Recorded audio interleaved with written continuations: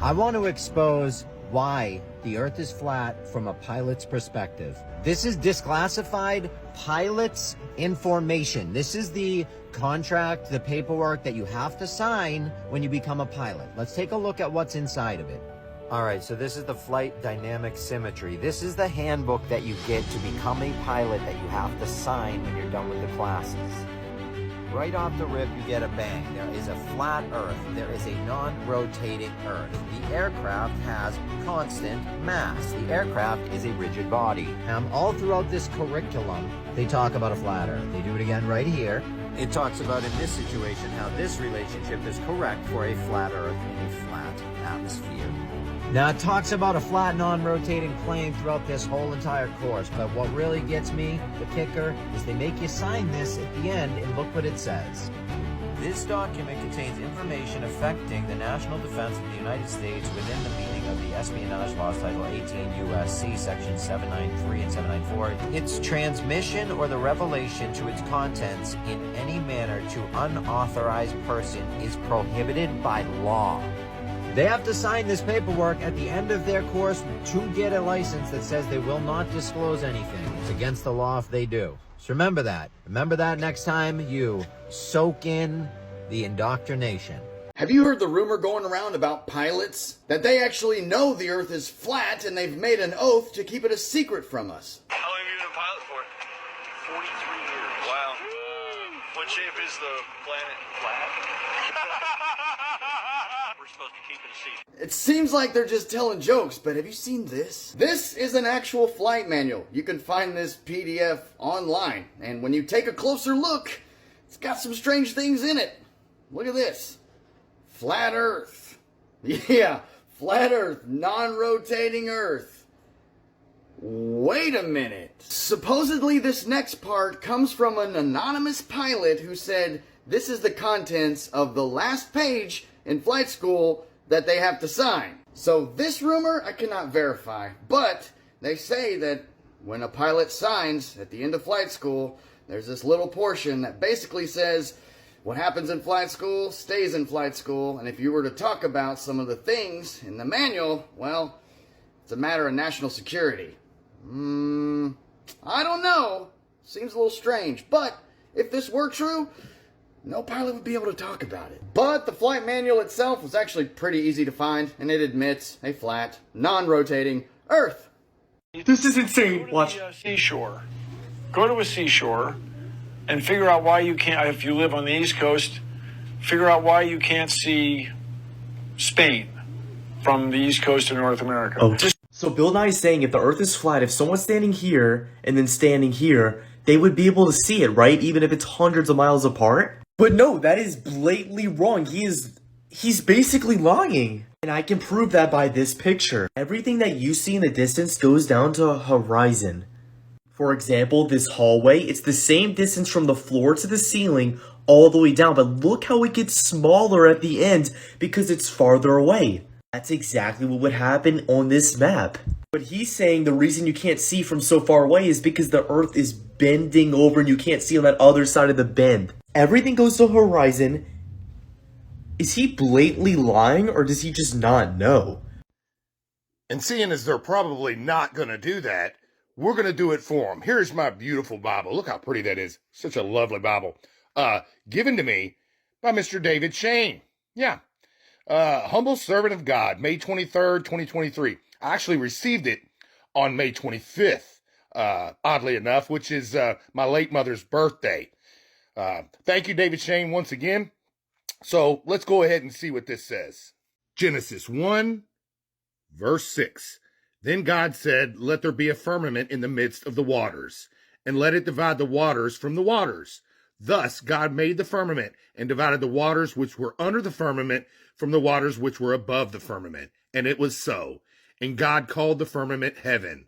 So the evening and the morning were the second day. Now, let's look at this over here. Genesis 1:14. Then God said, let there be lights in the firmament of the heavens, not in outer space, to divide the day from the night, and let them be for signs and seasons. Our calendar, go figure, and for days and years. and let them be for lights in the firmament of the heavens to give light on the earth. And it was so. Then God made two great lights, the greater light to rule the day. He didn't say he made one light that gave its light to the other. No. Two lights, the greater light to rule the day and the lesser light to rule the night. He made the stars also.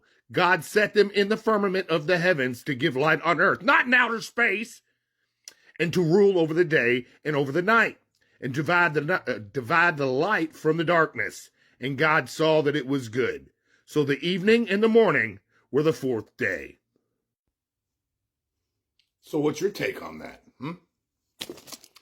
Does it say anywhere there to lead you to believe that we're a spinning rocket ball in outer space? Or does it say that the firmament is heaven and it divides the waters from the waters? So that would mean what's beyond the firmament is water, not an empty vacuum, okay? And if the firmament is heaven, you can't get through it with the rocket ship. Sorry, folks, park's closed. And without further ado, stupid bang! I don't know why I'm just finding out about this, but did you know 99% of our communication and internet is run through underwater sea cables? Also, did you notice that there is no cables that run from South America to Africa and from Africa to Australia? Like if we live on a globe, why aren't there that run from here to here, here to here? I think I know why.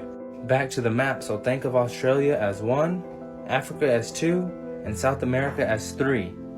So here we have the Gleason's map, and the reason you won't find any cables that run from Australia to South America to Africa is, look how far they are. But bro, what about this and this? It makes perfect sense on a flat earth map, here to here and here to here.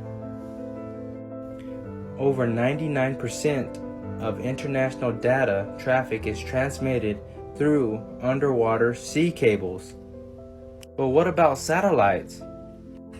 As satellites currently carry just about 1% of global internet traffic, the remaining 99% is carried by undersea cables. Also, this is a little weird.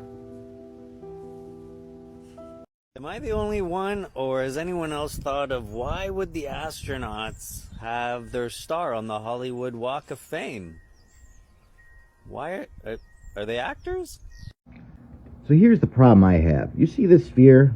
Now it involves non-Euclidean geometry. In order to navigate on a sphere, you need to know non-Euclidean geometry. And here's the problem. Here's the problem I'm having. That was not invented until like the mid to late 1800s, guys. Mid to late 1800s, we did not know how to navigate on a sphere. A bunch of mathematicians had to get together, and they had to try to prove Euclid wrong. In fact, it was denying Euclidean geometry is what brought spherical geometry in the first place. That's actually the definition of it. So, all these mathematicians came together and they're like, let's figure something out here, dude. Let's just get rid of Euclid's fifth postulate, the parallel postulate, and they came up with this spherical geometry. It's kind of cool, nothing wrong with it, except it doesn't work. We don't live on a sphere. Actually, non-Euclidean geometry only works on a perfect sphere. Formulas such as the Haber sign and as such. So here's my question. Non-Euclidean geometry was not invented until the mid to late 1800s. It wasn't even put to use until the 1900s-ish. It's where you get your great circles, all these navigations. This can't be a projection. Even the Mercator's map can't be a projection because we didn't have the geometry to do that yet. Oh boy, what's a projection? All these maps. We didn't have non-Euclidean geometry yet. We didn't know how to do all that stuff, guys. So, answer me that. I mean, if it wasn't invented, how the hell did people navigate for thousands of years on a two-dimensional surface? This was after the longitude problem was solved. They didn't even come up with non-Euclidean until the longitude problem was solved. The longitude problem was solved way back, way before that. And people used the sun They use time, the sun, Greenwich, England, you know, where I am in Michigan here, GMT 5. That's my zone, GMT 5. So, keep that in mind. Non-Euclidean geometry was not invented until that time, mid to late 1800s, not even put to use until the 1900s. Pretty stupid, if you ask me, to think you live on a globe. Love ya. Well, it's really, really simple.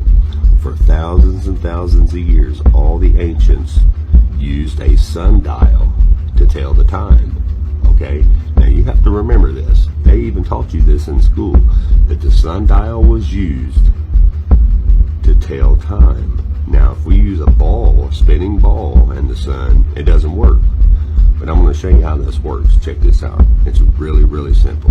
Okay? Hold on just a second. Okay, we're going to use this pencil right in the center of the Earth at the North Pole as our sundial. And I'm going to show you that why this says time calculator. Now, let's say this is the sun, and remember the sun revolves around the Earth clockwise. So here's our shadow from the sundial in the center of the Earth. Now, as the sun makes its rotation, watch what the sundial does. What's it do? It tells the time. 3 o'clock, 4 o'clock, 5 o'clock, 6 o'clock, 7 o'clock, 8 o'clock, 9 o'clock, 10 o'clock, 11 o'clock, 12 o'clock. As the sun makes its circuit, that's how the sundial works. You see where I'm coming from? Now when it's dark over on that side of the Earth, it's light over here. You see, the sun has to make that circuit to make that sundial work. It's really, really, really simple, guys. Really simple. That's the only way it can work. The sundial does not work on a spinning ball. So if it doesn't work on a spinning ball, then that should tell you that the Earth's flat. Either the Earth is not flat, and for 5,000 years people were telling time the wrong way. And I don't think that that's very possible at all. Thanks for watching, guys. Like when I say the Earth is flat, you don't put that flat Earth into the current solar system that they gave us. So there's not all these planets floating around the sun in space when we're this flat thing, and none of that exists, right? So just mentally picture this. So we got the flat Earth. Let's just use an example, like a plate, and whether the sun just revolving a circular plate, like a pancake. You got a small local sun and moon, which are identical in size, just like both books say they are, and they rotate around. So wherever the sun is, that's where it's going to be daytime, right? And it's not big enough that it's going to light the whole world, so it has to make its way around. And then there's a dome covering us. It's called the firmament.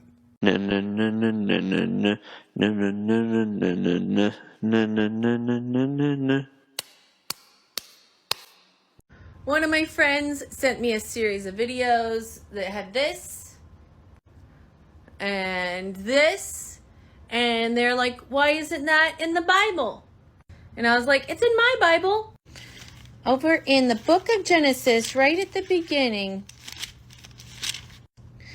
bam!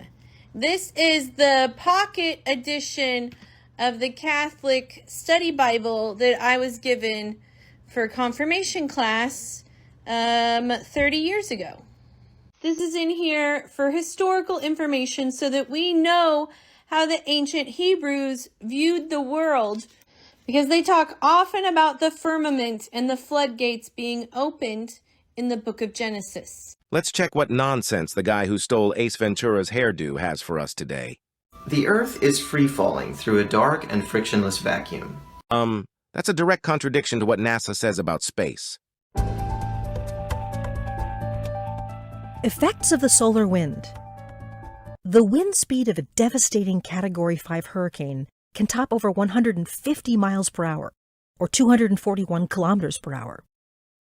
Now imagine another kind of wind with an average speed of 0.87 million miles per hour, or 1.4 million kilometers per hour. Welcome to the wind that begins in our sun and doesn't stop until after it reaches the edge of the heliosphere, the solar wind. Now imagine another kind of wind with an average speed of 0.87 million miles per hour, or 1.4 million kilometers per hour. Welcome to the wind that begins in our sun and doesn't stop until after it reaches the edge of the heliosphere, the solar wind. Space seems to be pretty windy with winds of 1 million miles per hour. And that's just our sun. But NASA says there are 200 billion suns in our galaxy. So, Peter, what's going on here? Who is lying? NASA, you, or both? By the way, what happens when you get to the edge of our solar system? Do you fall? Yeah, we can. We can go to a lake and prove it. Okay, this is what makes me think that NASA is lying to me. I remember when I first got born again years ago. I got saved, and I become religious, and I started reading the Bible, and then I read something about the firmament, and I didn't know what it was. That's what the Bible used to call like space, like what's outside. That's what some people say. And the reason why a lot of us don't look more into flat Earth is because when it is brought up, we're fed propaganda. Like for instance, you see like a pancake Earth out of space, then you hear somebody talking about it. That's not what we think. We don't think that. But that's what the image is that's fed, and then they mocking like flat Earth and telling us why. Well, if the Earth was flat, then gravity would pull everything to the center. All this propaganda. Okay, so when I learned about the firmament, I went back. When I heard about the firmament, I went back to the Bible and I said, "Oh yeah, this is what it is." I didn't know what it was, and I remember the Bible saying it's separate the waters from the waters. Then I looked up the word firmament, and I looked up the old word. You got to look up what the old word is and stuff like that. And then I figured out what that was, and then that sent me on my journey because it was hard for me to believe. And then I wasn't believing. I was it's just all conspiracy until I came across this one video of this guy talking about emergency landings, and this is the one thing that tipped me over to believing the flat Earth, and for a few reasons. I remember this older white lady that was talking about racism in America, and she was talking about how our continent is shaped different. Some continents are bigger than what they put in the maps. So she said they mess with the maps and how thing is, and then this guy was talking about emergency landings. He was saying that one time this Asian lady was coming from Asia, I think Taiwan or somewhere, flying to LAX, and she was pregnant, but she was lying about how far along she was. So she got on the plane anyway, and then she started giving birth on the plane. So they had to make an emergency landing from Asia to Alaska. And if you pay attention to where Alaska is on the globe, that is not an emergency landing. And then his roommate was like, what's going on? He said, man, I can't figure out how this is an emergency landing when they're coming from Asia going to LA, and they stopped in Alaska all the way over here. Like, why? How is that an emergency? Why did they stop there? And then he said, oh, that makes perfect sense on a flat Earth map. Then he pulled up a scientific, real flat Earth map from 1800. The guy was like, what is flat Earth map? He said, the United Nations logo. They use it. They throwing it in our face. The map that we use is wrong. It's different. They changed it. This is the actual map, and you can look up in the encyclopedias. You can go and check one out. The library. It's a map it says like it's proven. It's a map, and it's scientifically proven. It's a fact that these are the maps that they use. It's a flat Earth map, and you have to fly over Alaska to get to LA. So from Asia. Yeah, but Alaska is right by. It's right by us. It's not far up, but by LA. It's not west. Far. It's not more north than what we think. So, like, we've been lied to. So that is an emergency landing. Then I started looking to other emergency landings, and I started looking to like layovers and stuff like that. And a lot of stuff didn't make sense. Why they would fly all the way up here to change, then like the flat Earth map is totally different. Then once you kind of look into the flat Earth map, and then and when you fly across the world, and you know, like the layouts and where to stop and stuff, then it kind of make sense. The flat Earth, and that's what took me over the edge, was that the emergency landings thing. The flat Earth map dates back over 1,000 years. This map is credited to being created by a Persian astronomer. His name was Al-Biruni, and he lived between 973 AD to 1048 AD. It's the official map of the United Nations and also the United States Geological Survey. It used to be present in many places before the creation of NASA and the Antarctic Treaty in 1959. Here you see it with Admiral Byrd. This map has been restored by Dmitry from Russia with suggestions of mine, Eddie Alenkar. Known by my YouTube channel Flat Earth Banjo, I asked Dmitry to include the Bermuda Triangle and Point Nemo, a place deep in the Pacific where NASA buries rockets. Then Robert Tozzi, a professional mapmaker, came along and enhanced the map even more. There are many people now selling this map online, but if you could order it from my online store, I would greatly appreciate it. Visit my online store now and order one of the items. I humbly thank you.